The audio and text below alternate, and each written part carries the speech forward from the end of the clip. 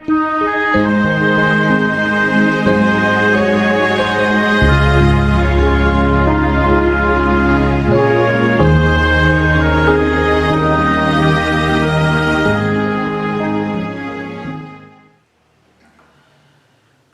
con la exposición del Evangelio según Juan. Nos encontramos en capítulo 19, versículo 11.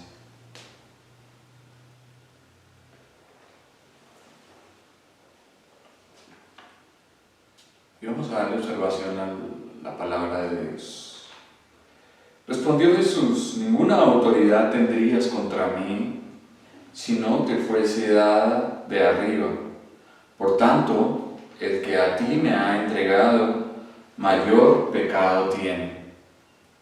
Desde entonces procuraba Pilato soltarle, pero los judíos daban voces diciendo: si a este sueltas, no eres amigo de César. Todo el que se hace rey, a César se opone. Entonces Pilato, oyendo esto, llevó a Jesús afuera y se sentó en el tribunal en el lugar llamado el Enlosado, y en hebreo Gabata. Era la preparación de la Pascua y como la hora sexta. Entonces dijo a los judíos: he aquí vuestro rey. Pero ellos gritaron: fuera, fuera, crucifícale. Pilato les dijo: ¿a vuestro rey he de crucificar? Respondieron los principales sacerdotes: no tenemos más rey que César. Amén. Estamos en el contexto en donde nuestro Señor está siendo enjuiciado ante el procurador romano Poncio Pilato, y hemos observado que ya este hombre ha declarado públicamente que no haya ningún delito, ninguna falta en contra de Jesús. Él le encuentra totalmente inocente. Sin embargo, también hemos podido observar en el contexto la insistencia tan fuerte de parte de los judíos para que nuestro Señor sea sentenciado a muerte y crucificado. Observamos que en el contexto Pilato preguntó al Señor: ¿de dónde eres?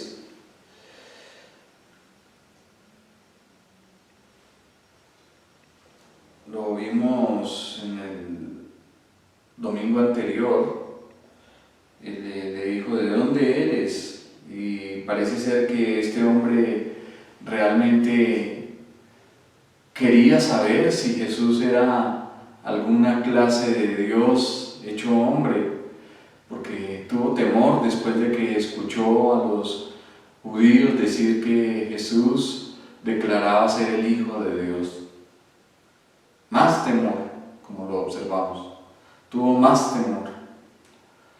Ahora, dice aquí, como acabamos de observar en el versículo 11, ninguna autoridad tendrías contra mí, fue la respuesta del Señor, si no te fuese dada de arriba. Por tanto, el que a ti me ha entregado, mayor pecado tiene. Observamos también en el contexto que Pilato le dice al Señor: ¿no me respondes? ¿Acaso no sabes que tengo autoridad para soltarte? Y el Señor le dice aquí: ninguna autoridad tendrías contra mí si no te fuese dada de arriba. La contestación de Jesús a Pilato, que aparece aquí, es notablemente tranquila y digna. Podría parafrasearse de la siguiente forma: ¿hablas de autoridad? ¿No sabes que tanto tú como los judíos no son más que instrumentos en manos de un ser superior? ¿Y no tendríais ninguna autoridad sobre mí si Dios no te la hubiese dado? mi contra si Dios no lo permitiera y dispusiera así. Como quiera que sea, eres incapaz de entenderlo, por lo que tu culpa no se compara con la del que a ti me ha entregado. Recordemos que quien envió a nuestro Señor ante Pilato fue Caifás, el sumo sacerdote, quien sabía perfectamente que toda autoridad proviene de Dios. Y por su conocimiento se hacía más culpable que Pilato, quien pecaba relativamente por ignorancia. La idea de Cristo era mostrar a Pilato la ignorancia con que se estaba comportando y lo poco que sabía de él en comparación con el sumo sacerdote. Sin dudarlo, este pasaje implica que la posesión de mayores conocimientos agrava el pecado.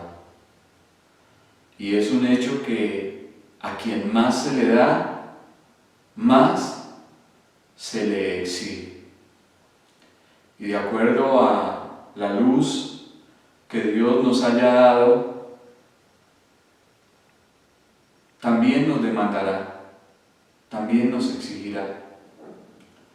Los conocimientos de la ley y los profetas hacían más grave el pecado del representante de la religión, del sumo sacerdote, quien entregó a Jesús para ser crucificado.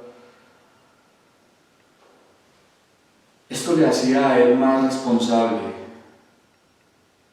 que el mismo Pilato, un pagano ignorante que estaba dudando entre soltarle o ejecutarle.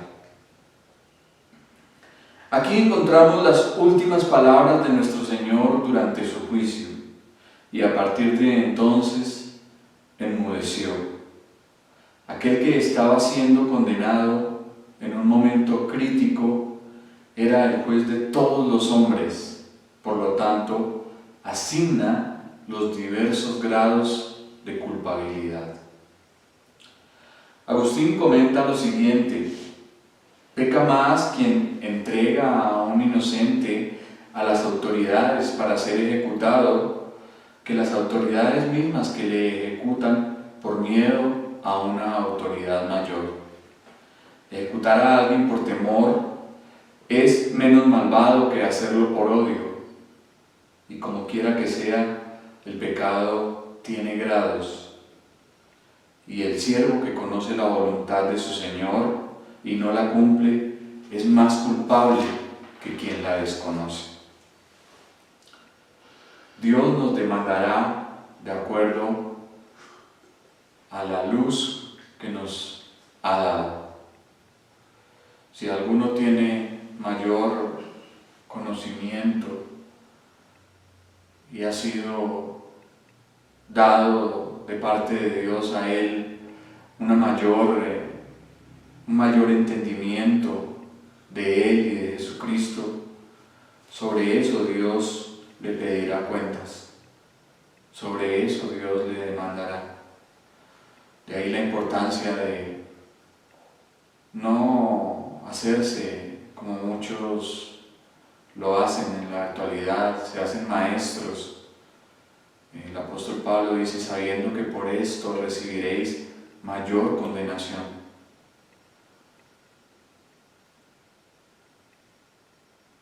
De acuerdo a lo que Dios le da a los hombres, también la exigencia será más fuerte. Y por eso aquí nuestro Señor dice que a Caifás se le demandará más que a Pilato, porque él tenía el conocimiento de la ley, él tenía el conocimiento de los profetas, él tenía un conocimiento de Dios, y sin embargo estaba allí junto con los principales sacerdotes y la clase alta de Israel, demandando la muerte de nuestro Señor.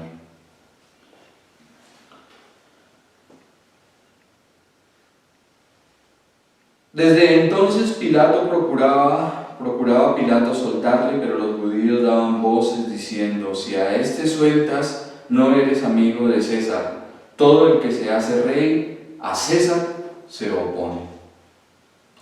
Desde entonces procuraba Pilato soltarle.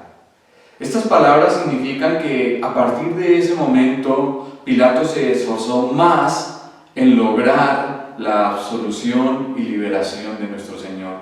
Ya venía intentándolo, ya había mostrado esfuerzos, pero aquí dice que procuraba soltarle.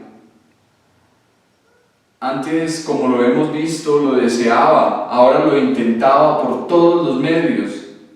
Evidentemente, este hombre quedó impresionado por el intercambio que tuvo con Jesús y especialmente lo que afirmó sobre la procedencia de autoridad. Seguramente después de escuchar a nuestro Señor, este hombre estaba más persuadido de que se trataba de alguien inocente y de alguien justo. Al parecer había intentado soltarle por maneras indirectas, pero ahora lo hacía en una manera más directa. El verbo procuraba indica varios intentos, aunque nuestro evangelista no especifica ni nos informa cuáles fueron las tácticas que empleó. Es obvio que dejó al Señor en el pretorio donde le había preguntado de dónde era y salió ante los judíos a decirles que deseaba ponerlo en libertad. Pilato y los judíos estaban fuera y nuestro Señor en el interior. El gobernador romano propone liberarle y los judíos se oponen rotundamente. Luego volverá al interior y sacará a Jesús por última vez. Pero los judíos daban voces: si a este sueltas, no eres amigo de César, te opones a él. Cuando las razones no convencen, se usa la gritería a todo pulmón para infundir temor. Y esto suele suceder. Las personas que no tienen argumentos son los más propicios a elevar el tono de la voz y a gritar. Y aquí lo estaban haciendo los judíos. Ahora el enfoque se cambia de la culpabilidad de Jesús a las consecuencias para Pilato si no accede a sus demandas. Los judíos echan abajo los tímidos intentos de Pilato de liberar a nuestro Señor. Y con un argumento que sabían haría mella en el romano, le están amenazando con acusarle ante el emperador por gobernar en contra de los intereses del imperio. Lo cual sería una deslealtad tratada con severidad. En otras palabras, si liberas a este prisionero, no estás con el emperador, ya que todo el que se levante como rey usurpa la autoridad de César y es un rebelde. Si pasas por alto la afirmación de este hombre de ser un rey y le liberas, protestaremos ante tu César. En otros asuntos pasados, ya los judíos habían acusado y elevado su protesta ante el emperador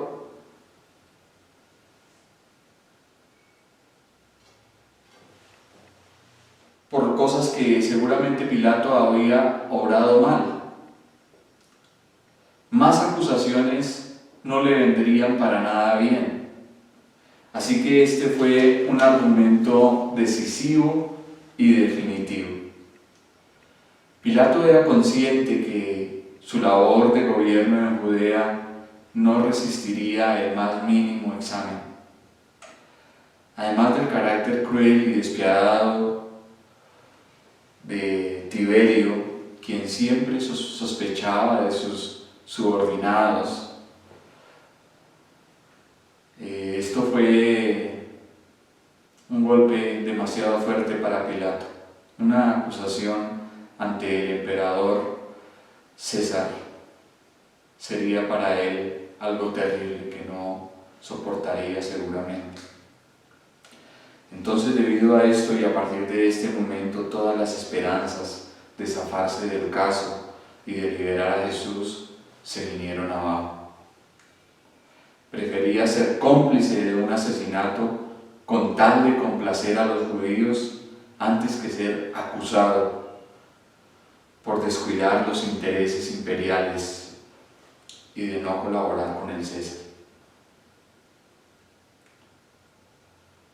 Cuesta trabajo dilucidar quién desempeña el papel más mezquino y despreciable en esta historia. Si Pilato, haciendo oído sordo a su conciencia y evitando el descontento de un monarca, o los judíos, fingiendo velar por los intereses de César y el imperio que les subyugaba y les sometía cruelmente. Vemos por un lado una trágica exhibición de cobardía y por el otro de doble moral.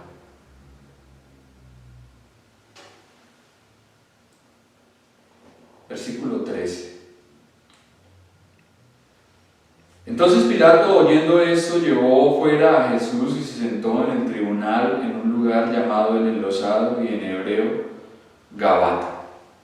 Cuando Pilato oyó el temido nombre de César, se vio amenazado con una posible queja por descuidar los intereses imperiales y claramente advirtió que no se podía hacer nada más que ceder a las peticiones de los judíos de ejecutar a un prisionero inocente. Así que volvió al palacio y sacó de nuevo a Jesús. Por primera vez se sentó en el tribunal situado en el exterior del palacio, un patio enlosado adyacente. El caso estaba zanjado.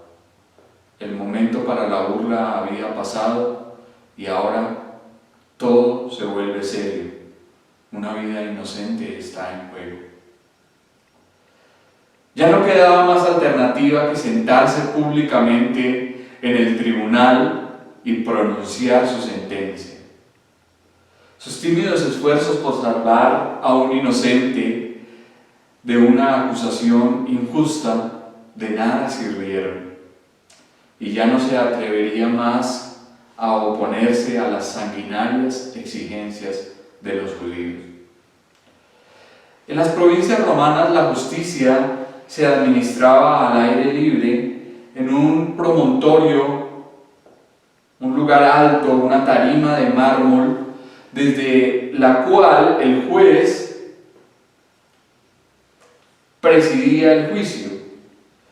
El enlosado eran unas losas de mármol sobre las que se situaba la tribuna del juez. Es decir, ese enlosado o ese lugar alto, ese estrado, era donde el juez se sentaba para emitir su sentencia, su veredicto. Mientras que la palabra Gabata hace referencia a un lugar alto, a un lugar elevado. El término enlosado no es la traducción de Gabata. Como ya lo dije, el enlosado era un lugar en donde habían unas losas en mármol y Gabata significa un lugar alto. No es lo mismo, pero aparentemente aquí hace referencia a un mismo lugar. Y ahora allí se sentaba Pilato para pronunciarse y ejecutar la sentencia contra nuestro bendito Señor. Versículo 14. Era la preparación de la Pascua y como la hora sexta. Entonces dijo a los judíos: He aquí vuestro rey. Era la víspera del gran Sabbat, de la semana de la Pascua, un día conocido entre los judíos como el día de la preparación. Era un día muy especial. Todas las fiestas judías tenían sus vísperas o días de preparación. Según la tradición, este es el día en que murió Jesús. La costumbre era sacrificar el cordero pascual en la tarde del día 14 de Nisán. Y después de ponerse el sol, al comienzo del 15, se comía la cena pascual y se comenzaba la fiesta que duraba 7 días. Por su parte, la expresión la hora sexta ha sido motivo de discusión y no se ha podido concretar con precisión a qué momento del día se refiere, ya que existían dos sistemas de tiempo en ese entonces. Estaba el sistema romano y el sistema judío. Los romanos marcaban las horas a partir de la medianoche, mientras que los judíos lo hacían a la salida del sol. Es decir, según el sistema romano, sería a las 6 de la mañana. Pero, si nos guiamos por el sistema judío, sería a las 12 del día. Notemos que Juan no dice explícitamente que era la hora sexta, sino cómo. Aparece ahí la figura literaria, cómo, la hora sexta. Y esto nos permite interpretarlo con cierta flexibilidad y no insistir demasiado en discrepancias. Me atrevo a pensar que Juan habla aquí de la hora sexta tomando en cuenta el sistema judío, es decir, que eran las 12 del día aproximadamente, estaban entre las horas de la mañana antes de las 12 del día. La afirmación de Pilato que aparece al final de este texto, «He aquí vuestro rey», son palabras pronunciadas en un tono irónico, con amarga ira y desprecio, tal vez aún insultante. Quizás Pilato quiso decir: observen a este prisionero, débil, humilde y desvalido, este hombre azotado, sangrante y vestido de ropas reales. Tal vez es el tipo de rey que ustedes se merecen. He aquí al que acusan de erigirse rey. Miren a este pobre e indefenso hombre. ¿Es a este a quien temen? ¿De verdad desean que ejecute a su propio rey? ¿Eso es lo que quieren? La referencia de Juan al día y el tiempo tienen un significado teológico y simbólico.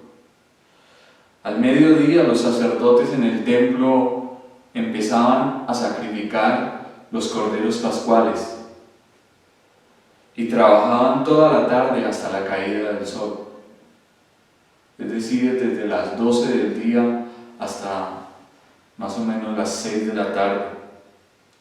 Juan quería recalcar que Jesús fue sentenciado al mediodía y estaría colgado en la cruz justo cuando los corderos pascuales eran sacrificados en el templo.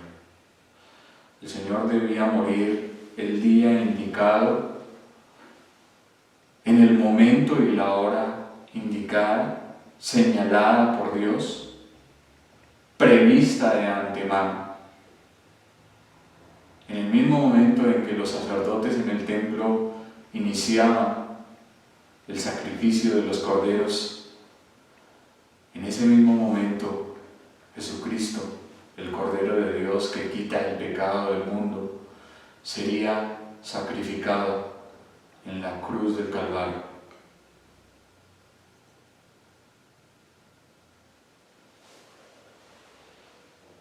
Versículo 15, pero ellos gritaron, fuera, fuera, crucifícale. Pilato les dijo, ¿a vuestro rey he de crucificar? Respondieron los principales sacerdotes, no tenemos más rey que César. Como en ocasiones anteriores, nuevamente los judíos volvieron a elevar su obstinado, feroz e implacable clamor, exigiendo la crucificación del prisionero. Solo se contentarían con su sangre. La palabra fuera significa llévatelo, sácalo, acaba con él. Pilato vuelve a preguntar, ¿a vuestro rey he de crucificar? ¿De verdad queréis que crucifique a vuestro propio rey? Tanta insistencia de parte de Pilato parece demostrar como si este hombre supiese que quien estaba allí era el verdadero rey de Israel, el Mesías y el Señor. Por eso les pregunta una y otra vez, ¿quieren que maten a vuestro rey? ¿Quieren que lo sentencien? ¿Quieren de verdad que lo crucifiquen? ¿Deberé yo, un romano, ordenar que el rey de los judíos sea condenado a una muerte tan ignominiosa? ¿De verdad es ese su deseo? Y ellos respondieron, no tenemos más rey que César. Estas palabras quedan como una deshonra indeleble para los dirigentes judíos y los retrató como un pueblo caído, ciego, ignorante, apóstata y apartado de Dios, también abandonado por Él. Ellos que solían decir, el Señor Dios es nuestro Rey, renunciaron a la fe de sus antepasados y declararon públicamente que César y no Dios era su rey. Evidenciaron la falsedad de su jactancia en ser un pueblo independiente de todo poder extranjero. Mientras otras naciones de todo el mundo se aferraban tenazmente a su propia religión y honraban a quienes llamaban sus dioses, Israel se rebelaba contra Dios, se sacudía de su autoridad y proclamaba al César como su rey. Qué triste lo que le ocurre a esta nación. Dios siempre quiso gobernarles, Dios siempre quiso estar pendiente de ellos. Dios les cuidó, Dios les preservó, les sacó de Egipto, les guardó durante el tiempo de su peregrinar hacia la tierra prometida, les libró de los enemigos una y otra, muchas veces. Sin embargo, aquí están desconociendo todo lo que Dios ha hecho por ellos y diciendo que no tienen más rey que César. Cuán desagradecidos somos los seres humanos. Cuán pronto tendemos a olvidar lo que Dios ha hecho por nosotros. Aquí lo estaban haciendo estos sumos sacerdotes y estos líderes de la nación.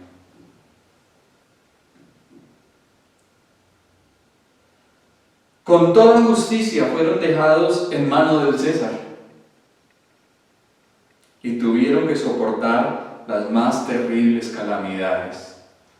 Dijeron, bueno, no tenemos a Dios como rey, César es nuestro rey. Bueno, si eso es lo que quieren, entonces sométanse a César. Y miren lo que les ocurre 70 años, en el año 70 de nuestra era cristiana. Miren lo que les pasa por decir esto.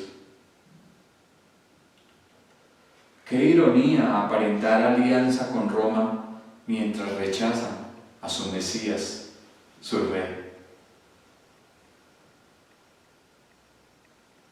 Estaban haciendo a un lado al enviado, al prometido, al profeta que se les había dicho Dios levantaría desde el principio. Están haciendo a un lado al vocero, al mensajero celestial, a aquel que ha venido a declararles la verdad y a mostrarles la luz. Lo están rechazando y están asumiendo que están bajo la autoridad del emperador de Roma. Y hasta el día de hoy no han tenido rey ni príncipe. Hasta el día de hoy Israel no ha tenido un rey. Y un día vendrá alguien que los engañará y hará pacto con ellos. Y seguramente lo aceptarán como su rey, pero después se darán cuenta que es un enviado de Satanás. Entonces reconocerán a aquel que años atrás despreciaron y se darán cuenta que Él es el verdadero Dios y el verdadero enviado de parte del Padre.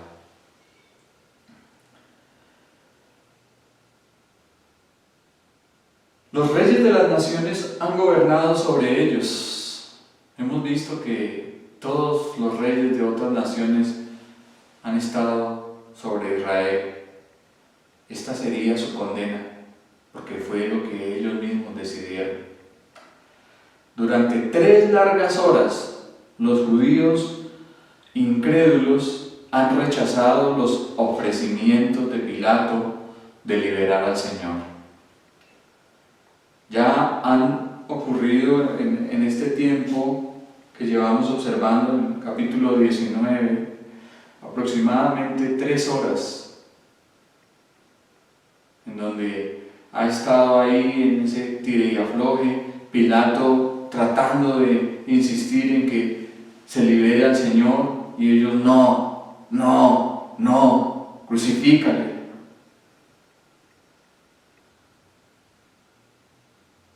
Se empeñaron en exigir su crucifixión y la reclaman como si fuera su derecho, convirtiéndose en los principales culpables del asesinato de nuestro Señor. Y sin embargo eran los hijos de Israel, el linaje de Abraham, los depositarios de las promesas y del ceremonial mosaico, de los sacrificios y el sacerdocio del templo. Estos eran los hombres que profesaban buscar a un profeta como Moisés y a un hijo de David que instaurara el reino en calidad de Mesías. Sin duda, esta es una gran exhibición de las profundidades de la maldad humana. Qué perversidad la de estos hombres, que tenían en su historia nacional todas las cosas que Dios les había dado. Dios les había escogido, como ya lo dije, Dios les había guardado, les había protegido, les había preservado, ahora les había visitado, les había enviado a su propio Hijo, y estos labradores malvados no repararon en condenarle y en pedir que se le ejecutara y se le llevara